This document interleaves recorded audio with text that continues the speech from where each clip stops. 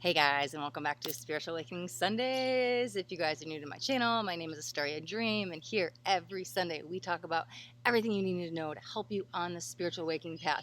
Whether you resonate with being a light worker or an empath, or you're going through awakening, or you've gone through an awakening, these are the videos to help guide you and facilitate your awakening process. Okay, so in today's video, we are going to be talking about the difference between a Kundalini awakening and a spiritual awakening. Okay, so here's the thing: if you had or have going or you are going through a Kundalini awakening, that means you have gone through a spiritual awakening.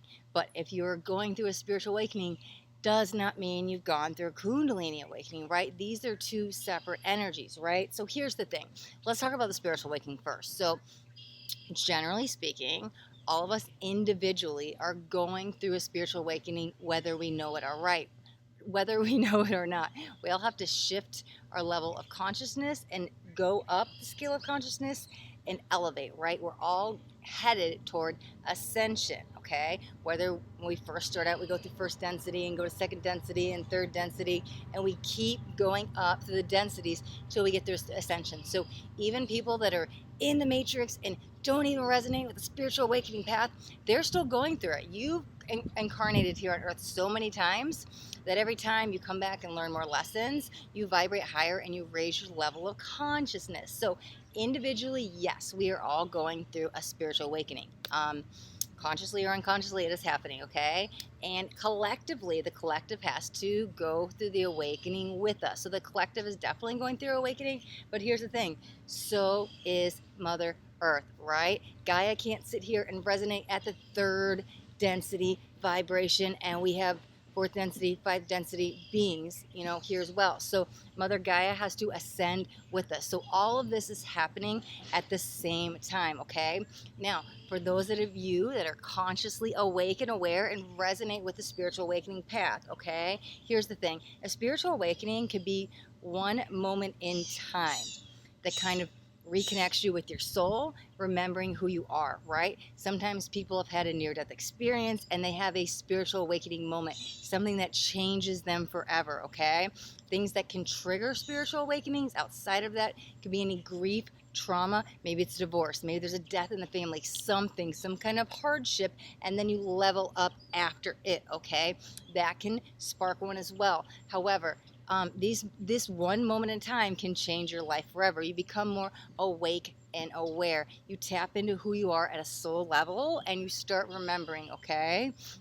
So consciously, you might get more connected to more spiritual practices. Some people, they just kind of like connect with nature, and that's their spiritual awakening moment, right? Something happens and they're just maybe more connected with the elements. Other people wake up so much and then they're like energy workers, light workers, into tarot cards, whatever it is, right? And there's no good, bad, or worse or whatever, but that one moment, whatever it was, connects you to the spiritual path. And the spiritual path is, just like I said, who you are at a soul level, okay? So you may actually go through many. Some people have more than one spiritual awakening moment, right?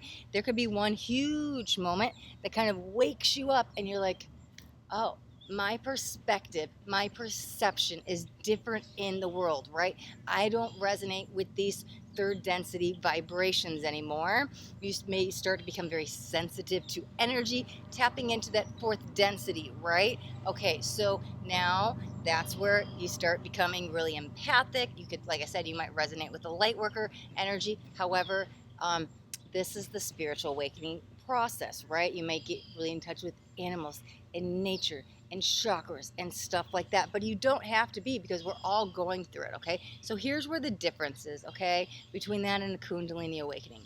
Well, first let's talk about what Kundalini is, right? Because listen, me, I was so ingrained in the matrix, I hadn't even heard that word. I didn't even know spiritual awakening was possible, yet alone like Kundalini, like what are we talking about, right? So your Kundalini is your life force energy, your chi, your prana, whatever you want to call it, right? And so it resides at the base of the spine, okay? So when your Kundalini is awoken, it will start to rise up the chakras. So now we have 7 chakras. On the back is well, we have more than 7, but our main ones, there are 7, starting with the root, which is right at the tailbone, so the end of the spine, going all the way up to the crown, right? So the Kundalini is right there at the base of the spine. And so when you go through a Kundalini awakening, it is awoken awoken. And here's the thing, we all have Kundalini energy, every single one of us, okay? At some point, whether it's this lifetime, next lifetime, your last lifetime, or 100 lifetimes from now, your Kundalini will be awakened, okay? Now, again, it's just a label. The word Kundalini, you may recognize it with Chi or Prana or life force energy, right? However you want to say it. It's just a label, okay? So once that energy gets awoken, it will start to move up the chakra system. So it kind of weaves in and out of the chakras, from the root, the sacral, the solar plexus, going up to the heart, the throat, the third eye, and the crown. And that's part of the ascension process. So it will weave in and out of the chakras, hitting blocks, dissolving those old past traumas, any energies that are stuck and stagnant, until it reaches the crown, right? The crown is where like Shiva and Shakti meet. That's like enlightenment. That is ascension energy, right? So it's not just gonna like hit the crown and then you ascend, because listen, our third density bodies can't hold that kind of vibration, right? There's a reason that kind of keeps us grounded here. We can only take in so much of our light body at a time, because if we were truly up here at ascension, we wouldn't be able to be here in the physical, okay? So Kundalini awakening. Okay, so your Kundalini gets awoken. How does it awaken? Same kind of processes, right? Maybe you just got out of a dark night of the soul, which is very similar to what I just talked about. Somebody you know died, and you're in this really heavy grieving period, or something traumatic happened to you and you got put into PTSD. You go in this isolation, dark night of the soul energy, right? And then when you come out of that, you can transform, wake up out of the matrix, and your Kundalini gets awakened. However, there are things that also can help speed it along, right? Some people can take psychedelics and it kind of has this enlightenment energy, wakens up the third eye, there's stuff like that. However, it can happen naturally. There are things you can do to raise the Kundalini, whether you're doing Kundalini yoga, listening to Kundalini frequencies, whether you're doing Kundalini meditations and some breathwork and stuff like that. However, how it happened for me was literally like somebody flipped on a light switch and I woke up out of the matrix. It was literally that fast, and it life changed me. Now, this is because I had a catalyst, okay? So if you actually meet a twin flame, then you went through a Kundalini awakening. You can call it a twin flame awakening. Again, it doesn't matter. It's just a label. This is something just to identify what we're talking about, right? I do try to dissolve all labels, but again, it's good to know what we're actually talking about first. So if you meet a twin flame, or in my case, I'm going to say twin flame because it was a false twin flame, that is just a catalyst. That is somebody who woke you up. That is somebody who had a soul contract with you. Two came together before this lifetime and said, hey, I'm going to be your catalyst and I'm going to wake you up, right? And then you wake up outside of the matrix. So what does that mean, right? You leave those third density illusions. You vibrate higher. You go through fourth density ascension, right? You start to tap into the 5D world. You wake up out of the illusions. So for me, my Kundalini rose pretty much out of the up to the third eye and out, because I started seeing energies and auras and became psychic. And as you guys know, I channel if you guys watch my tarot card readings, but it just happened. Literally, that's how I explain it. Like somebody flipped on a light switch, my whole world changed. However, because, and in my story, so this is a perfect way, like the signs and stages. So I went through a very traumatic thing. I went through sexual assault. So I was in this dark night energy, not even knowing it, right? PTSD, isolation, kind of shut myself off from the world. And then, so this went on for a little over a year, right? And then I meet this twin flame, and I'm like, all of a sudden, just whoa, woke up, yo. I didn't even know what was happening. Like, I was so ingrained in the matrix. I grew up in the Catholic Church. Like, I didn't even know spiritual awakening was a thing, and everything changed like that. So you can have a catalyst to wake you up. However, I will say this: spiritual awakening, Kundalini awakening, can also spark a dark night. Because here's the thing. So mine happened when I was 35. I'm 35 years ingrained with all these beliefs, right? This is my truth. This is how the world works. Like, God is a man in the sky. Like, this is my truth at the time. And so to all of a sudden know these universal truths that, you know, about reincarnation and like all this stuff, and it's just like, what?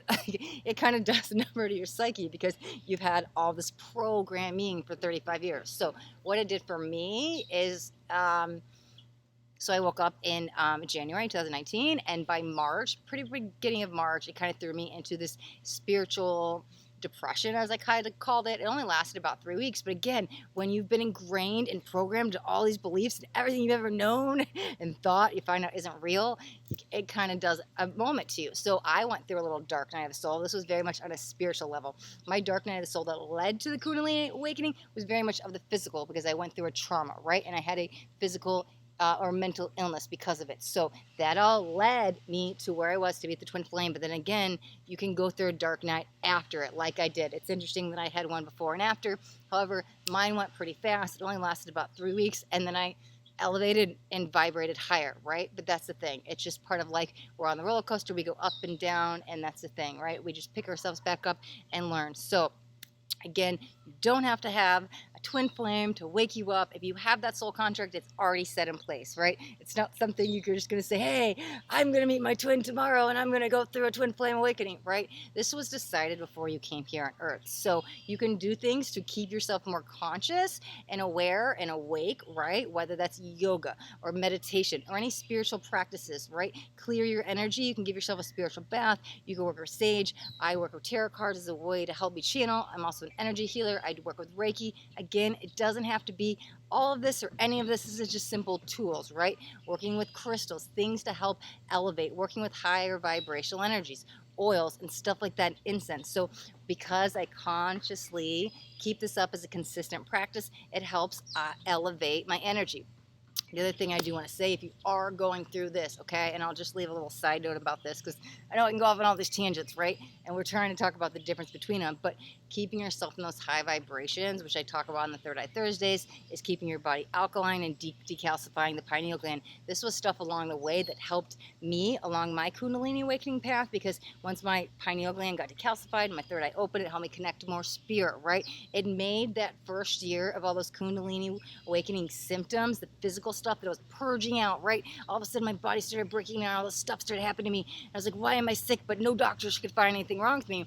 My Kundalini was purging out all the stuff in my chakras, right? And so I was like in and out of the hospital and all these meds, but they're like, nothing's wrong with you. And I'm like, again, I've got past life traumas, I've got physical stuff from this lifetime and all the pain and narcissism and abuse and all this stuff that I've been entangled with.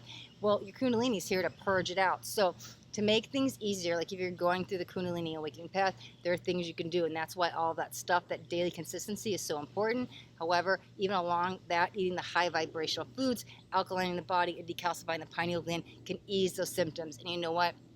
Before I lead this off into another video, I will make a video on Kundalini Awakening symptoms, how to ease them, and go into way more details on that. But this is just stuff that may arise, right? That you may start noticing a little bit more intensely than a spiritual awakening, okay?